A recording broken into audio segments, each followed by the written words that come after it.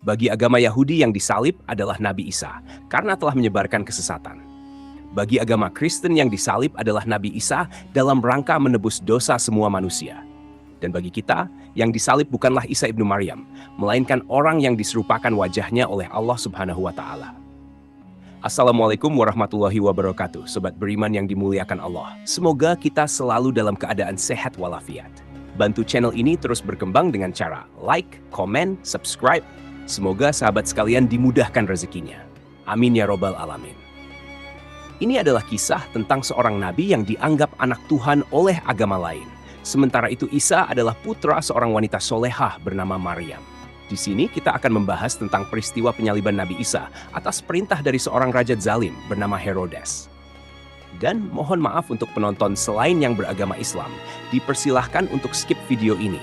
Karena di sini kita akan mengisahkan Isa ibnu Maryam dalam sudut pandang Islam. Nabi Isa alaihissalam lahir di Bethlehem, Palestina. Beliau lahir dari rahim seorang wanita perawan yang suci bernama Maryam binti Imron.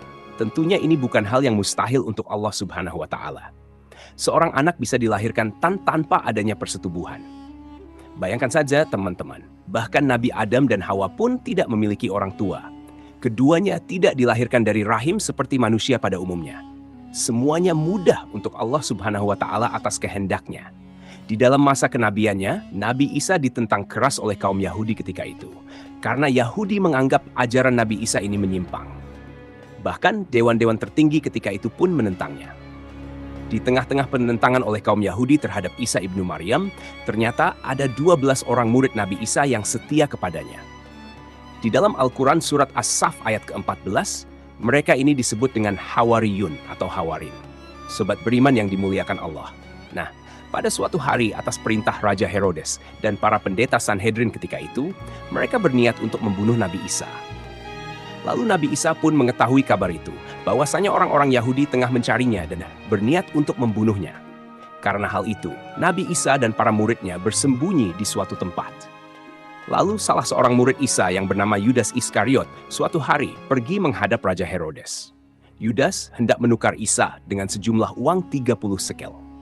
Dikisahkan bahwasanya Yudas ini menawarkan kepada sang raja, kalau dia mau tahu di mana Isa bersembunyi, Yudas akan memberitahukan, asalkan sang raja mau memberinya sejumlah uang. Akhirnya, Raja Herodes pun menyetujuinya. Kemudian berangkatlah mereka dengan dituntun Yudas menuju tempat persembunyian Nabi Isa. Maka setelah sampai di lokasi, ternyata Nabi Isa tidak ada, karena Allah Subhanahu wa Ta'ala telah mengangkat Isa ke langit secara utuh. Secara utuh di sini maksudnya adalah ruh dan fisiknya. Dan ketika Yudas mengetahui bahwasanya Nabi Isa tidak ada di lokasi tersebut, maka atas izin dari Allah Subhanahu wa Ta'ala, Yudas Iskariot diubah wajahnya menyerupai Nabi Isa, karena Yudas telah berkhianat kepada utusan Allah, Isa ibnu Maryam. Akhirnya ditangkaplah Yudas oleh anak buah Raja Herodes, kemudian dibawa ke puncak bukit Golgota. Kemudian mereka melucuti pakaiannya, lalu mencambuknya dengan brutal dan menyalibnya. Yudas Iskariot disiksa hingga pada akhirnya ia meninggal dunia di tiang salib. Awalnya Yudas hendak buat makar, tapi Allah Subhanahu wa Ta'ala adalah sebaik-baiknya pembuat makar. Ini namanya senjata makan tuan. Rencananya Yudas mau mencelakai Isa. Malahan dia yang dibunuh Herodes karena wajahnya diserupakan Isa oleh Allah Subhanahu wa Ta'ala. Padahal Isa ibnu Maryam telah diangkat Allah ke langit sebelum rombongan Yudas dan Herodes tiba di lokasi. Sebagaimana firman Allah Subhanahu wa Ta'ala, mereka telah merancang tipu muslihat dan Allah juga membuat tipu muslihat terhadap mereka. Sedangkan Allah adalah sebaik-sebaiknya perancang tipu muslihat. Al-Quran Surah Ali Imran ayat 54. Teman-temanku seiman, ada penafsiran lain mengenai siapa orang yang disalib oleh Raja Herodes dan orang-orang Yahudi. Dalam tafsir Ibnu Katsir tidak disebutkan sebenarnya siapa orang yang disalib ini, apakah Yudas ataukah murid Nabi Isa yang lain. Hanya saja ditegaskan di sana bahwasanya yang disalib adalah orang lain. Sementara itu Allah Subhanahu wa Ta'ala angkat jasad dan rohnya Isa ibnu Maryam ke langit. Dan di dalam Al-Quran pun ternukil Allah Subhanahu wa Ta'ala tidak akan membiarkan Yahudi membunuh Nabi Isa. Sobat Jazirah Ilmu yang dimuliakan Allah. Sebenarnya teman-teman, orang-orang Yahudi pun ragu-ragu ketika itu. Apakah benar yang mereka salib itu adalah Isa ibnu Maryam? Karena ketika mereka hitung jumlah Isa dan muridnya, harusnya ada 13. Tapi ketika mereka hitung jumlahnya, hanya 12 orang saja. Dan keraguan-raguan mereka ini tercantum di dalam Al-Quran. Allah berfirman, sesungguhnya orang-orang yang berselisih paham tentang pembunuhan Isa benar-benar dalam keraguan-raguan tentang yang dibunuh itu. Mereka tidak mempunyai keyakinan tentang siapa yang dibunuh itu, kecuali mengikuti prasangka belaka. Mereka tidak pula yakin bahwa yang mereka bunuh itu adalah Nabi Isa, tetapi yang sebenarnya Allah telah mengangkat Isa kepadanya. Dan adalah Allah Maha Perkasa lagi Maha Bijaksana. Tidak ada seorang pun dari ahli kitab kecuali akan beriman kepada Isa sebelum kematiannya. Dan di akhir kiamat nanti, Isa itu akan menjadi saksi terhadap mereka. Al-Quran Surat An-Nisa ayat ke-157 sampai 159.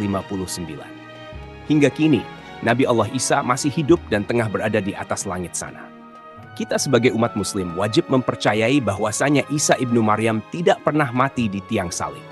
Dan ketika dunia tengah berada dalam fase-fase kiamat, Allah Subhanahu wa Ta'ala turunkan Nabi Isa di menara putih sebelah timur kota Damaskus dengan memakai 2 potong baju yang dicelup zafaron dan wars, dengan meletakkan kedua tangan-tangannya di atas sayap-sayap 2 malaikat.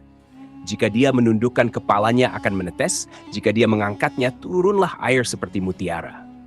Maka tidak ada seorang kafir pun yang mencium aroma napasnya, kecuali dia orang kafir itu pasti mati. Dan napasnya Nabi Isa tercium dari jarak sejauh pandangannya. Isa mencari Dajjal hingga menemuinya di pintu Lut lalu membunuhnya. Setelah itu, Isa ibnu Maryam mendatangi suatu kaum yang dijaga oleh Allah dari Dajjal. Ia mengusap wajah-wajah mereka dan menceritakan tingkatan-tingkatan mereka di surga. Ibnu Katsir dalam kitabnya Kisah Sul Anbiya menuturkan Nabi Isa alaihi salam akan turun di sebuah menara berwarna putih yang terletak di kota Damaskus. Ketika itu beliau akan mendirikan salat subuh. Imam Mahdi yang saat itu menjadi pemimpin kaum muslimin akan berkata kepadanya, "Majulah wahai Ruhullah, jadilah imam." Akan tetapi Nabi Isa menjawab, "Tidak. Di antara kalian ada pemimpin-pemimpin yang telah dimuliakan oleh Allah dalam umat ini." Kisah ini berdasarkan hadits riwayat Muslim dan Ahmad.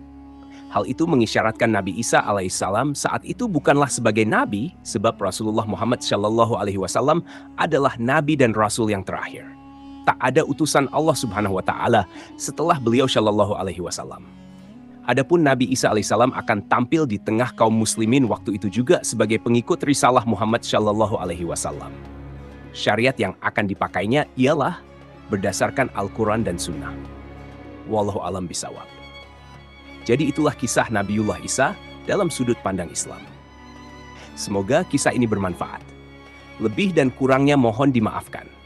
Yang benar datangnya dari Allah Subhanahu wa Ta'ala, hilaf ataupun keliru itu datangnya dari saya pribadi sebagai manusia biasa. Sampai ketemu di kisah-kisah seru yang penuh makna selanjutnya. Saya akhiri. Wassalamualaikum warahmatullahi wabarakatuh.